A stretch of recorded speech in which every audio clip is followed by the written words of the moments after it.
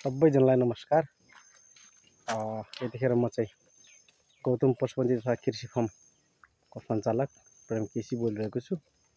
देख्न सक्नुहुन्छ यो दृश्यमा देखिरहेका बाख्राहरू यतिखेर एकदम राम्रोसँग चलिरहेका छन्।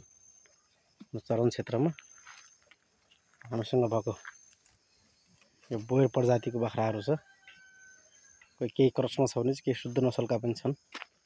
त्यसै गरी यहाँ चाहिँ सिरोही भोका पनि छ यो क्रसमा है। एकदम राम्रोसँग चलिरहेका छन्। बाटोको छेउछाउमा रहेको यो खर घाँस खान एकदम मन पराउँछन् यिनले। बेला बखत यिनलाई चाहिँ यसो चरणमा छोड्यो भनेपछि यिनलाई पनि हल्का आरामदायी महसुस हुन्छ।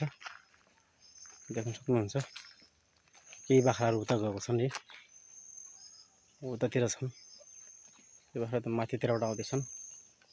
केही सङ्ख्यामा यता चलिरहेछन्। जम्मै हामीसँग अहिले 30-40 को सङ्ख्यामा छ बाख्राहरू।